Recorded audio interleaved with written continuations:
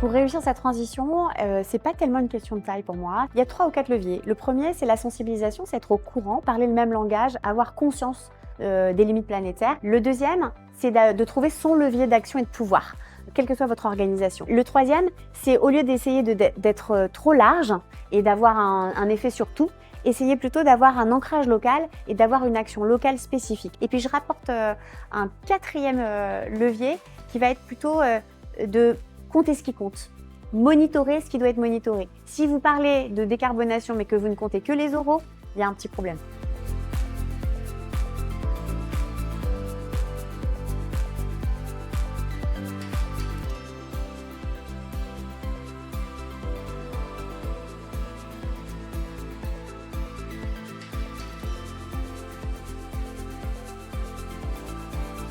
Et donc l'intérêt des collectivités territoriales, c'est que c'est des structures qui, de par leur nature, contribuent au bien commun, à l'intérêt commun.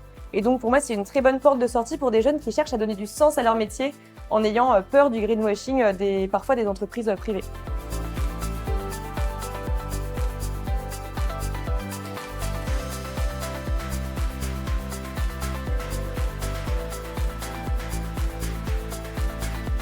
Alors là, on a fait un atelier pour savoir comment mobiliser davantage les citoyens. Et la synthèse, et c'est rien d'extraordinaire, mais c'est de dire pour toucher les citoyens, pour les intéresser, pour leur donner envie d'agir et qu'ils aient plaisir à agir, il faut des choses simples.